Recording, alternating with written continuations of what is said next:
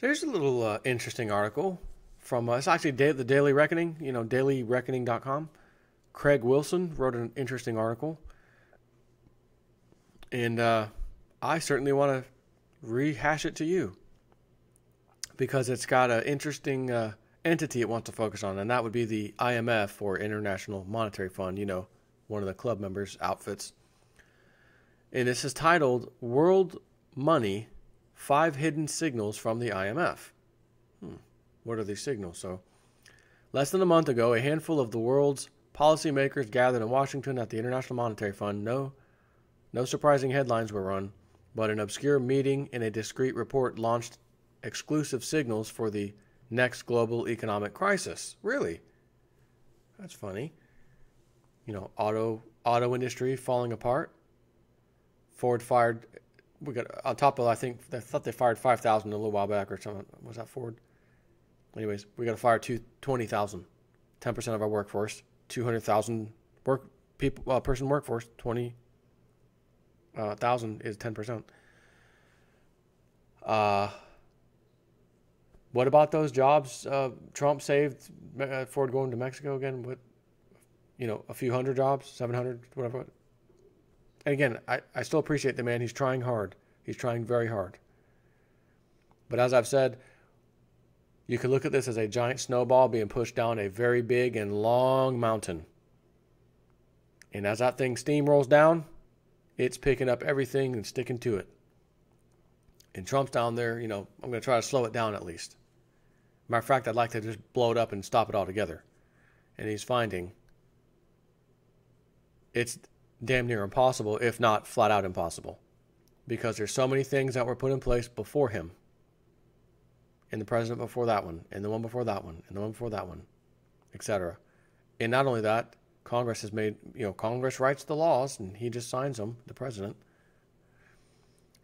And we know what happened with Wall Street, and the bankers getting out of jail for free, and all that. Now he has to deal with all this. But the effects of what these people have caused over these years, which have now compounded since 2008, he's going to have to deal with. And while he's making the right deals and trying to get... It's taking drops out of a 5-gallon bucket of water. Okay? But again, he's got the right head.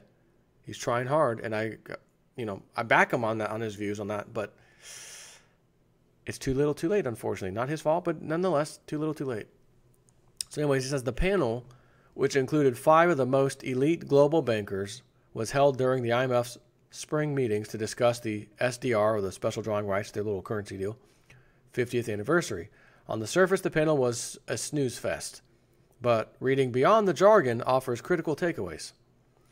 The discussion revealed what global central banks are planning for a future crisis and how the IMF is orchestrating policy for financial bubbles, currency shocks, and institutional failures. So I'm going to present a question to you. Do you think by chance, since the US dollar has been the world's reserve currency for so long, and China has now more than moved itself in the position to take that role if it needs to, and everything that we do with our dollar, they can easily do. They're making agreements with the BRICS nations, Russia, everybody. We're not included. They're having gold-back trade and stuff that they're trying to get ready to go. We're not included. So I just want to share that with you when I say, speaking of currency shocks, do you think maybe the United States dollar is going to have a currency shock? And out of that currency shock, do you think precious metals and Bitcoin and cryptocurrencies are going to freaking skyrocket? Answer, yes. But they're preparing for financial bubbles, currency shocks, and institutional failures. Really, why? I thought we fixed this, man. 2008, baby. It's fixed now. 2009, it was officially over in April. Declared done. Recession's gone. So what are you preparing for, IMF? What are you, some kind of tinfoil hat wearing conspiracy theorist? Come on. Why the urgency from the financial elites, he says. In the April 2017 Global Financial Stability Report, IMF researchers targeted the U.S. corporate debt market and how extreme changes in its equity market have left the global economy at risk. While the report may have been missed by major financial news outlets, it was enough to give major concern to those paying attention.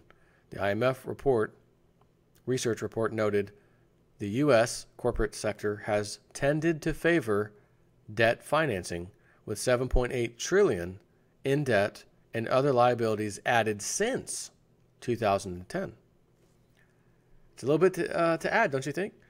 In another segment, the IMF report said, corporate credit fundamentals have started to weaken, creating conditions that have historically preceded a credit cycle downturn. Really? Asset quality, measured, for example, by the share of deals with weaker covenants, has deteriorated. Gosh. At the same time, a rising share of rating downgrades suggests rising credit risks in a number of industries, including energy and related firms in the context of oil price adjustments, and also in capital goods and healthcare. Also consistent with this late stage in the credit cycle, corporate sector leverage has risen to elevated levels. The report, together with the panel discussion, highlights a very concerning trend. Jim Rickards, a currency wars expert and macroeconomic specialist, has identified the special drawing rights, SDR, as a class of world money that is a tool used to bail out central banks during crisis. World money, the IMF, and signals for economic crisis. World money was praised for its ability to be a catalyst for international loans during the IMF spring panel discussion. The panel discussion was moderated by Maurice Obstfeld, an established academic who serves as a director of research at the IMF. Obstfeld is connected, knows the right people, and can see the macroeconomic implications of SDRs. In his opening remarks, he identified there has been increasing debate over the role of the SDR since the global financial crisis. We in the fund have been looking more intensively at the issue over whether an enhanced role for the SDR could improve the functioning of the international monetary system. The official SDR is something we are familiar with, but is there a role for the SDR in the market or a market SDR? What is the SDR's role for the unit of account? He says, here's the five most important signals from the World Money Panel, what they could mean for the international monetary system and the future of the dollar. Number one, China spars for the SDR market. Yi Gang, the deputy governor of People's Bank of China, disclosed to the IMF panel that China has started reporting our foreign official reserves, balance of payment reports, and the international investment position reports. All of these reports, now in China, are published in US dollars, SDR, and renminbi rates. I think that has the advantage of reducing the negative impact of negative liquidity on your assets. What that means in real terms is that China views the opportunity of being a part of the exclusive World Money Club as an opportunity to diversify away from the US dollar. The Bank of China official took that message even further, saying that he hopes that China could lead in world money operations by integrating it into the private sector. Quote, if more and more people, companies in the market use SDR as unit of accounts, that would generate more activity in the market with focus on the MSDR. The hope would be that they could create more products and market infrastructures that would be available for trade products to dominate in SDR, he said. The People's Bank of China official referenced how this trend was already underway. Just last year, Standard Chartered Bank began to maintain accounts in SDRs in terms of the first and secondary markets they would develop fairly well. Perhaps the most important segment of that the Chinese official signaled was his reference that the official reserve, SDR or OSDR, that allocation from the IMF is very important. This allows central banks to make the SDR an official asset and easier for them to convert that asset into the reserve currency they need. What that means is that China will become an even greater player in the world money market. Number two, special drawing rights, the case for liquidity in central banks. Jose Antonio Ocampo, one of the foremost scholars on international economics and a board member of the Central Bank of Colombia, noted, the main objective of SDR reform is actually for it to be a major reserve asset for the international monetary system. Again, if you recall, years ago, Lindsey Williams said that SDR was going to be the currency. That was going to be the world's currency. He said, remember that the thing he said about 170 nations have agreed to revalue their assets, and gold will be revalued as an asset, and he who with the most gold is going to be their currency. Won't be nearly as bad as the rest of the people or rest of the countries, but it's still going to be tied to the SDR somehow. He said that several years back. So it looks like behind the scenes, everyone's on board. These banks, okay, we now have an account. You know, we're keeping SDRs now in our accounts. Clearly look like we're heading that way. Quote, first of all, it is a truly global asset. It is backed by all of the members of the IMF, and it doesn't have the problems that come with using a national currency as international currency. Second, so that's another thought. SDR, which we've discussed at length here. SDR could be a global currency while the rest of the countries internally have their own dollar. But whatever. Second, it has a much better form of distribution of the creation of liquidity because it is shared by all members of the IMF. In that regard, it does serve as unconditional liquidity. That means the IMF and institutional economists view the SDR as a potential way of financing not only national government loans, but markets. The most fascinating point that he made about the SDR was about the position of conditional reserves and what it could mean for more SDR reform. Conditional reserves reference the ability of central banks to borrow and repay loans in a timely manner with conditionality. So let me ask you a question. The IMF, World Central Bank, if you will, is going to lend money, which means there's interest attached, to national sovereign governments, their central bank, who will then lend that money to the insolvent, as you always know, too big to fail banks. And those same governments will be lending money to, those same central banks will be lending money to the respective governments. Again, like we do here, we have to print bonds. We need $1 trillion in debt. We need to borrow $1 trillion. Federal Reserve prints $1 trillion. We now have $1 trillion worth of bonds out there that someone has to buy, and then we have to make payments, interest on those. So what this is taking what we do, but putting it on a global scale. So the IMF, again, is basically the central bank's central bank. And they're going to lend, not give, not print it to use, lend it. So you want to talk about a central bank that would be the richest entity on the face of the earth, ultimately. If you have a central bank lending to other central banks and countries, and all you have to do is press a little button on your keyboard to say, oh, yeah, we're going to print up money. We have nothing backing this. We're just going to print it up. But hold on. Do they have something backing it?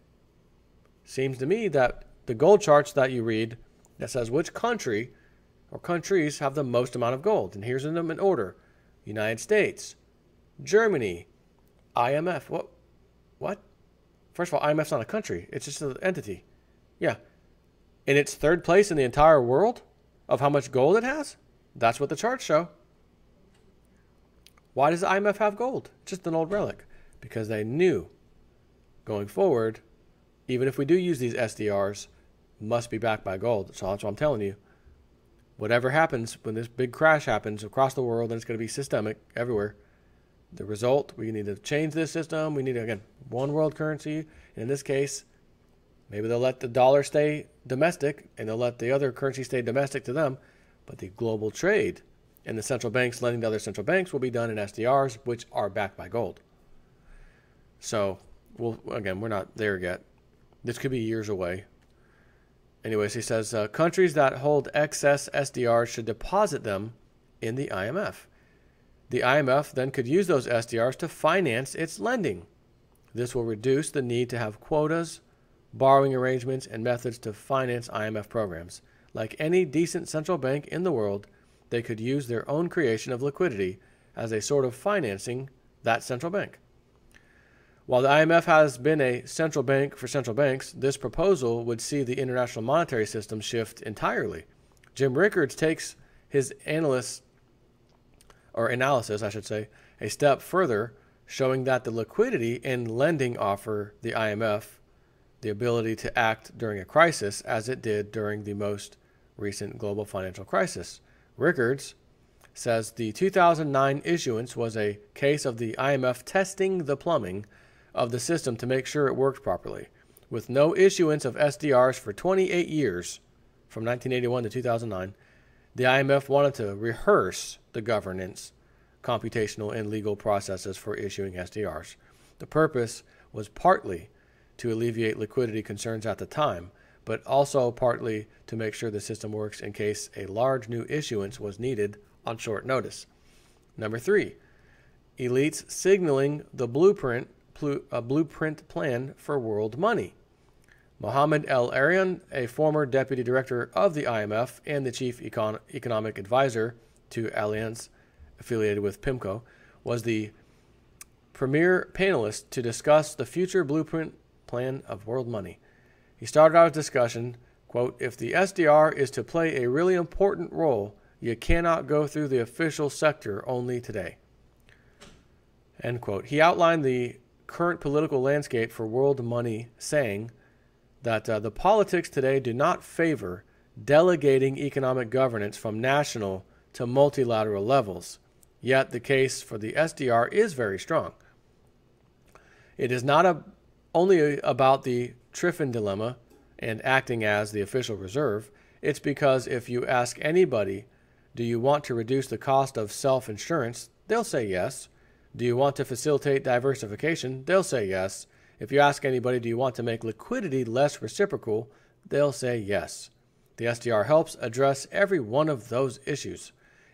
So it solves problems not just at the official level, but it solves problems in the private sector. End quote. To break that jargon down, Jim Rickards offers, quote, "In other words, the latest plan is for the IMF to combine forces with mega banks and big investors like BlackRock, you know those guys in PIMCO, to implement the world money plan. El-Arian is signaling other global elites about the SDR plan so they can prepare accordingly." Number 4, the SDR signals death of the dollar. And when we use the word dollar, you know which dollar we're talking about, the U.S. Catherine Schenck, a professor of international economic history at the University of Glasgow, is one of the top scholars of economic relations. While speaking, she took up the case of what the special drawing rights means for the U.S. dollar. When asked whether the international market could proceed without a lender of last resort, she said, "Why would you use a relatively illiquid element when you have the U.S. dollar? The U.S. dollar has a lot of problems. Some of it is unstable, but the depth and liquidity of its financial markets are unrivaled.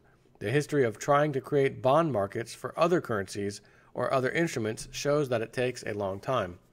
She then elaborated later in the conversation that the premise that what we are talking about with the market SDR is trying to turn it and add more facilities to turn it into money.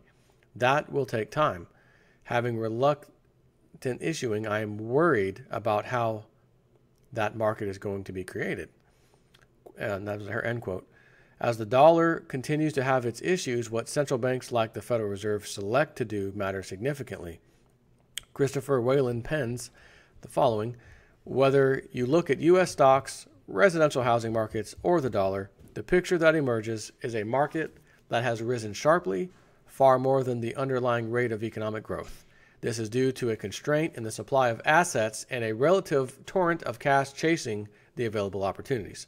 Whalen then asked the bigger question, and one that could specifically matter for the SDR, when he notes, "What happens when this latest dollar supercycle ends?" End quote. How the competition for the top world reserve position unfolds between the SDR and U.S. dollar will in fact be answered in time. And again, they're already positioning for this SDR. So what do you think? The writing is on the wall for the dollar. Number 5, and finally, world money becomes central bank money. During the final Q&A for the panel on the SDRs, they were asked what the political climate looks like facing the issues of world money in the direction of political headwinds. In response, Jose Antonio Ocampo said, "In the issue of liquidity, we still have a basic problem during a crisis, which is, how do you provide liquidity during the crisis?" Ocampo, the Colombian central bank official, disclosed, "My view is that it is a function for the SDR as a central bank money, let's say." End quote. The SDR specialist took it further by saying, "The real question is whether any of the major actors and whether the U.S., either from the previous administration or the current administration, was willing to politically act." He offered, so in other words, is Donald Trump going to act in accordance with what the rest of the so-called central banks want, which is this IMF super currency? Donald Trump has already been saying the dollar needs to be devalued, essentially. He said that numerous times. It's too strong. So did his Treasury Secretary, of course, Mr. Mnuchin. That doesn't necessarily mean he wants some other currency to take over, like the SDR. So he may not be on board with that plan. And that's what this guy's saying, is he's willing to act politically. He also said, from the point of view of the U.S., the use of the SDRs as a market instrument should be more problematic than the reforms of the SDR to be used as a central bank money, or as central bank money. Under such circumstances, the demand and confidence for the U.S. dollar as a global reserve would be diminished. Jim Rickards summarizes by saying, "By the time the final loss of confidence arrives, much of the damage will already have been done. The analytic key is to look for those minor events pointing in the direction of lost confidence in the dollar. With that information, investors can take defensive measures before it's too late." End quote. As was confirmed by both the IMF report and the elite panel on special drawing rights, the U.S. dollar is facing severe competition while undergoing a fiscal crisis. Rickards leaves a stark warning. The U.S. is playing into the hands of these rivals by running trade deficits, budget deficits, and a huge eternal debt. And of course, they know this. And that's what they've always wanted all along, so that we just kind of get pushed into there and say, well, you guys are such bad shape, you need to join this thing anyways. So I'll say it again. If you don't have your precious metals and some cryptocurrency for fun, you may be in trouble when this goes down.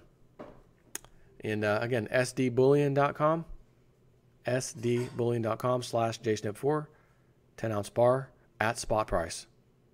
The link is in the description box. It's that specific bar that they show. Take care.